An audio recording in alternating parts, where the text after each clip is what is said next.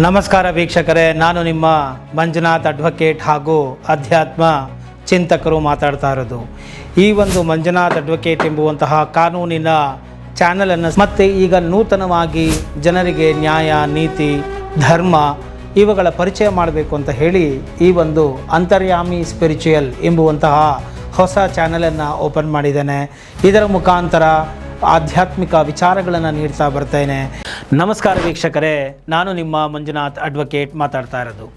ಈ ಒಂದು ಆಸ್ತಿಗಳಿಗೆ ಸಂಬಂಧಪಟ್ಟಂತೆ ಬಿಲ್ಗಳನ್ನು ಮಾಡೋದು ನಾವು ಕೇಳಿರ್ತೇವೆ. ಅಂದರೆ ನನ್ನ ನಂತರ ನನ್ನ ಒಂದು ಜೀವನದ ನಂತರ, ಸತ್ತ ನಂತರ ಯಾರಿಗೆ ನನ್ನ ಆಸ್ತಿಗಳು ಹೋಗಬೇಕು ಅನ್ನೋದನ್ನು ಉಯಿಲಿನ ಮುಖಾಂತರ ಅಥವಾ ಮರಣ ಶಾಸನ ಪತ್ರ ಅಂತ ಕರೀತಾರೆ, ಅಥವಾ ಬಿಲ್ ಅಂತಲೂ ಕೂಡ ಕರೀತಾರೆ, ಇಚ್ಛಾಪತ್ರ ಅಂತ ಕೂಡ ಕರೀತಾರೆ. ಅದನ್ನು ಬರೆದಿರ್ತಾರೆ. ಸೊ ಈ ಒಂದು ಬಿಲ್ಲು ಅವರು ಬದುಕಿರುವಾಗ ಬರೆದಿದ್ದರೆ ಅದು ಓಕೆ. ಮತ್ತು ಈಗ ಅವರು ತೀರಿ ಹೋದ ಮೇಲೆ ಅವರು ಬರೆದಿರುವಂತಹ ಬಿಲ್ಲನ್ನು ನಾವು ಕೆಲವು ತಿಂಗಳುಗಳ ನಂತರ ಅದನ್ನು ರಿಜಿಸ್ಟ್ರ್ ಮಾಡಿಸಿದರೆ ಅದು ಇನ್ವ್ಯಾಲಿಡ್ ಆಗುತ್ತಾ ಎಂಬುದು ಕೆಲವರು ಪ್ರಶ್ನೆಗಳು ಕೂಡ ಬಂದಿದ್ದಾವೆ. ಸೊ ಈ ಬಿಲ್ಲು ಅವರು ಬದುಕಿರುವಾಗಲೇ ಬಿಲ್ ಮಾಡೋದಕ್ಕೆ ಸಾಧ್ಯ ಮಾಡಿರ್ತಾರೆ. ಅವರು ತೀರಿ ಹೋದ ಮೇಲೆ ಅದು ಅನ್ರಿಜಿಸ್ಟರ್ಡ್ ಆಗಿರೋದನ್ನು ರಿಜಿಸ್ಟರ್ ಮಾಡಿಸ್ಬಾರ್ದು ಅಂತೇನಿಲ್ಲ. ಸೊ ಅದನ್ನು ರಿಜಿಸ್ಟರ್ ಮಾಡಿಸಿಕೊಳ್ಳಬಹುದು. ಅದಕ್ಕೆ ಯಾವುದೇ ತರಹದ ಒಂದು ಕಾನೂನಿನ ರೀತಿಯಲ್ಲಿ ತೊಂದರೆ ಬರೋದಿಲ್ಲ. ಅದು ಇಟ್ ಡಸಂಟ್ ಬಿಕಮ್ ಇನ್ವ್ಯಾಲಿಡ್. ಅಂದರೆ ಅವರು ತೀರೋದ ಮೇಲೆ ರಿಜಿಸ್ಟರ್ ಮಾಡಿಸಿರೋದ್ರಿಂದ ಇದು ಅನುಮಾನಕ್ಕೆ ಎಡೆ ಮಾಡಿದಂತಾಗುತ್ತದೆ ಅಂತ ಹೇಳಿ ಒಂದು ಟ್ರಯಲ್ ಕೋರ್ಟ್ ಅವರು ತೀರ್ಪು ಕೊಟ್ಟಿರೋದನ್ನು ಹೈಕೋರ್ಟ್ರವರು ತೆಗೆದು ಹಾಕಿದ್ದಾರೆ ಮತ್ತು ಅದನ್ನು ವಜಾಗೊಳಿಸಿದ್ದಾರೆ. ಅಂದರೆ ಇಲ್ಲಿ ಬಿಲ್ಲನ್ನು ನಾವು ಅದರ ಸಾಚಾತನವನ್ನು ನಾವು ಪ್ರೂವ್ ಮಾಡಬೇಕು ಅನ್ನೋದು ಮುಖ್ಯ ಆಗುತ್ತದೆಯೇ ಹೊರತು ಇದು ಯಾವಾಗ ರಿಜಿಸ್ಟರ್ ಆಗಿದೆ ಅನ್ನೋದು ಮುಖ್ಯ ಆಗಲಾರದು ಎಂಬುವಂತಹ ವಿಚಾರ ಇದಿದೆ. ಇದು ಸ್ಥಿರಾಸ್ತಿ, ಚರಾಸ್ತಿಗಳಿಗೆ ಸಂಬಂಧಪಟ್ಟಂಥ ಯಾವುದೇ ಬಿಲ್ ಆಗಿರ್ಬೋದು. ಏನು ಬಿಲ್ಲನ್ನು ರಿಜಿಸ್ಟರ್ ಮಾಡಬೇಕು ಅಂತ ಮ್ಯಾಂಡೇಟ್ರಿನೇ ಇಲ್ಲ. ಆದರೂ ರಿಜಿಸ್ಟ್ರೇಷನ್ನ ಮಾಡಿಸಿದಾಗ ಅದು ತಪ್ಪೇನಿಲ್ಲ. ಅದರ ಒಂದು ಸಾಚಾತನವನ್ನು ರುಜುವಾತು ಮಾಡುವಂತಹ ಸಂದರ್ಭಗಳು ಬಂದಾಗ ನಿಮಗೆ ಅದು ರಕ್ಷಣೆಯನ್ನು ಮಾಡುತ್ತೆ ಅನ್ನೋದು ಒಂದು. ಮತ್ತು ನೀವು ಮಾಡಿಸಿರ್ತಕ್ಕಂಥ ಬಿಲ್ಲನ್ನು ನೀವು ಸಬ್ ರಿಜಿಸ್ಟ್ರಾರ್ ಆಫೀಸ್ಗಳಲ್ಲಿ ನೀವು ಡೆಪಾಸಿಟ್ ಕೂಡ ಮಾಡಿ ನೀವು ಅದನ್ನು ಇಡಬಹುದು ಅಲ್ಲಿ.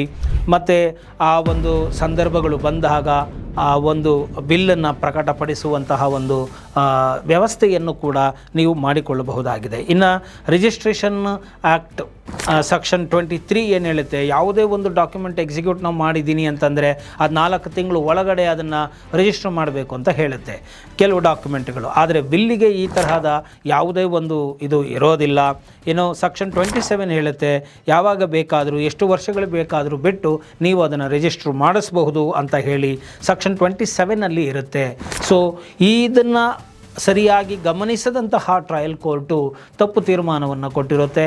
ಆದ್ದರಿಂದ ನೋಡಿ, ಕೆಲವೊಮ್ಮೆ ಸಣ್ಣ ಪುಟ್ಟ ವಿಚಾರಗಳನ್ನು ಕೂಡ ತಿಳಿಯದಂತೆ ವರ್ಷಾನುಗಟ್ಟಲೆ ವಿಚಾರಣೆಯನ್ನು ಮಾಡಿದಂತಹ ಕೆಳಹಂತದ ನ್ಯಾಯಾಧೀಶರುಗಳು ಕೊಡುವಂತಹ ತಪ್ಪಿನ ತೀರ್ಮಾನದಿಂದ ಎಲ್ಲರೂ ಮೇಲ್ಕೋರ್ಟ್ಗಳಿಗೆ ಹೋಗುವಂತಹ ಪರಿಸ್ಥಿತಿಗಳು ಬರುತ್ತೆ.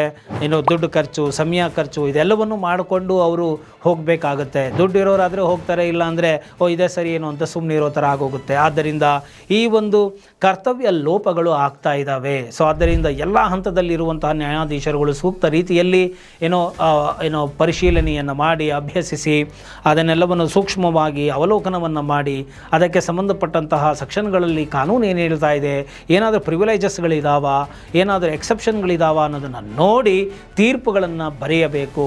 ಬರೆದಿದ್ದೇ ಆದಲ್ಲಿ ಅನುಕೂಲ ಆಗುತ್ತೆ. ನ್ಯಾಯದಾನ ಪ್ರತಿಯೊಂದು ಹಂತದಲ್ಲಿಯೂ ಕೂಡ ಶೀಘ್ರಗತಿಯಲ್ಲಿ ವಿಲೇವಾರಿ ಆಗುತ್ತೆ ಎಂಬುವಂತಹ ಮಾತನ್ನು ಇಲ್ಲಿ ನಾನು ಹೇಳಲಿಕ್ಕೆ ಬಯಸ್ತೇನೆ. ಆದ್ದರಿಂದ ಒಟ್ಟು ಸಾರಾಂಶ ಏನಪ್ಪ ಅಂತ ಹೇಳಿದರೆ, ಈ ಕರ್ನಾಟಕದ ಹೈಕೋರ್ಟ್ ನೀಡಿರುವಂತಹ ಆದೇಶ ಏನಪ್ಪ ಅಂತ ಹೇಳಿದರೆ, ಯಾವಾಗ ಎಷ್ಟು ಡಿಲೇ ಆಗಿದೆ ರಿಜಿಸ್ಟ್ರೇಷನ್ ಮಾಡಿಸೋದಕ್ಕೆ, ಅವರು ಸತ್ತ ಮೇಲೆ ರಿಜಿಸ್ಟರ್ ಮಾಡಿಸಿದಾರಾ ಅನ್ನೋದು ಅಲ್ಲಿ ಪ್ರಮುಖವಾಗುವುದಿಲ್ಲ.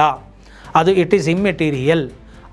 ಆದರೆ ಅದು ಸಾಚಾತನದಿಂದ ಕೂಡಿದೆ ಅನ್ನುವುದನ್ನು ರುಜುವಾತು ಮಾಡಬೇಕಾಗುತ್ತದೆ. ಆ ಒಂದು ಜವಾಬ್ದಾರಿ ಮಾಡಿಸಿಕೊಂಡವರಿಗೆ ಇರುತ್ತದೆ ಎಂಬುದನ್ನು ಇಲ್ಲಿ ಹೇಳಲಿಕ್ಕೆ ಬಯಸ್ತಾ ಇದ್ದೇನೆ. ಸೊ ಈ ಒಂದು ವಿಡಿಯೋ ನಿಮಗೆ ಇಷ್ಟ ಆಗಿದೆ ಆದಲ್ಲಿ ಮರೆಯದ ಹಾಗೆ ಲೈಕ್ ಕೊಡಿ, ಇತರರಿಗೂ ಕೂಡ ಶೇರ್ ಮಾಡಿ, ಕಾಮೆಂಟ್ ಮಾಡಿ ಅಂತ ಹೇಳ್ತಾ ಈ ವಿಡಿಯೋ ಮುಗಿಸ್ತಾ ಇದ್ದೀನಿ. ಜೈ ಹಿಂದ್, ಜೈ ಕರ್ನಾಟಕ ಮಾತೆ.